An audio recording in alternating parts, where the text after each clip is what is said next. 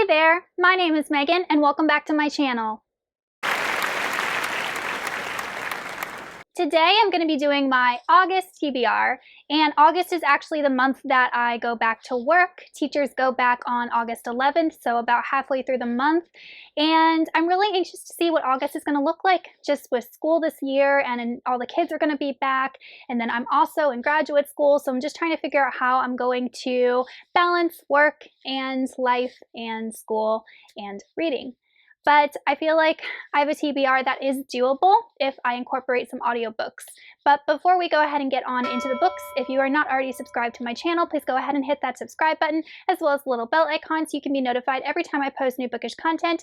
I post new videos every Monday, Wednesday, Saturday, and sometimes other days throughout the week. And don't forget to check down in the description box for links to all of my social media, my Buddy Read Discord, and my Patreon, where you can be entered into winning book giveaways from me. The first book I'm going to be reading was chosen by my patron and subscriber, Andre.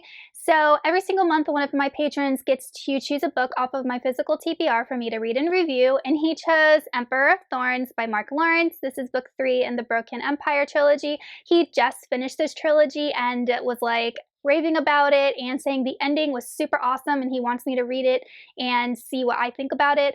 This is a trilogy that kind of caught me by surprise. I wasn't expecting to enjoy it as much as I did, but it is a dark fantasy that follows a boy named Jorg, who is the son of a king, and he sees his mother and brother get killed by this count. In book 1, he goes on this whole killing, vengeful quest to basically assassinate this count, and then in the second book, he is trying to, I don't want to spoil it, but kind of establish himself as a political leader. You can kind of tell from the titles, but this is Emperor of Thorns. Book 2 is King of Thorns. So I think you can kind of figure out what his ambitions are.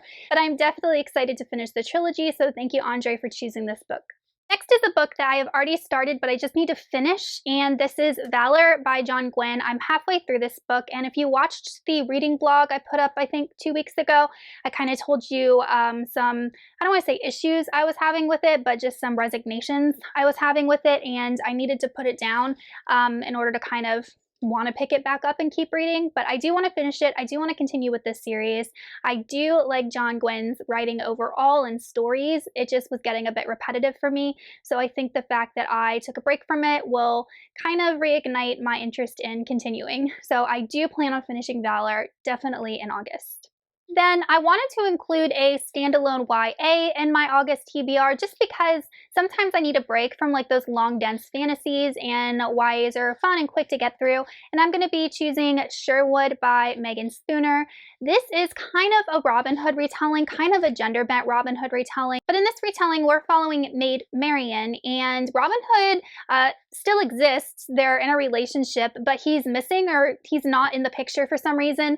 But the things that are going on in Nottingham with the sheriff and you know, the oppression of the people is still going on. So in order to oppose them, Maid Marian has to act as Robin Hood. So I'm kind of curious to see how the author does a retelling, and I actually wanted to read the original Robin Hood before I ever read this, and I just haven't gotten around to it, so I don't have anything to compare it to, and I do own one version of the original Robin Hood. So I like retellings, and I'm curious how we're going to have Maid Marian as Robin Hood, but then Robin Hood still exists, and I'm curious to know what's going on with him. And my library does have this on audiobook, which will help me get through it a lot quicker. And next, we are going to include the book that I've been saying since 2020 that I was going to reread in 2021, and that is Dune by Frank Herbert. I am going to attempt to take this on in August.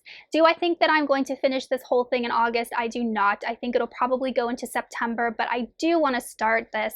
This is a reread for me. I read it 10 plus years ago maybe, and don't remember much. All I remember is that there is this planet, there is this spice, there are these worms that live under the desert, there's no water on this planet. That's all I remember. They have these crazy spacesuits that recycle moisture. I have no idea what the conflict is. I have no idea of like the political issues going on. So I'm super excited to reread this and see what my thoughts as a more mature sci-fi reader thinks about it. So I do plan on tag teaming this audio and physical reading just because it is such a behemoth.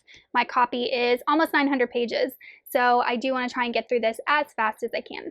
And the last two books are both buddy reads, and the first one is Golden Fool by Robin Hobb. This is book 2 in the Tawny Man trilogy, which I just started reading obviously in July, and I'm reading with a couple of other awesome booktubers. I'm hosting a read-along over on my Discord. If you're interested in joining in, check the link down below.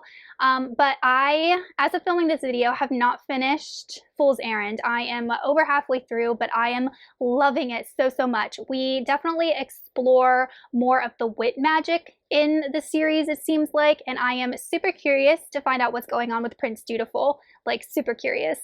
So I know I'm going to really be anxious to get into book 2, so I'm glad that I'm picking this up in August. And the last buddy read is To the Lighthouse by Virginia Woolf. I've never read a book by Virginia Woolf before, but I know she's a very celebrated author, and this is considered a modern classic. It was published in 1927, and all I really know about it is that it follows a family known as the Ramsays, and they are traveling to this island off of Scotland for a holiday, I guess. I think that this book revolves a lot around family drama, and just based on the little bit I know about this book, it does kind of use the lighthouse as symbolism for all the things that people want out of life.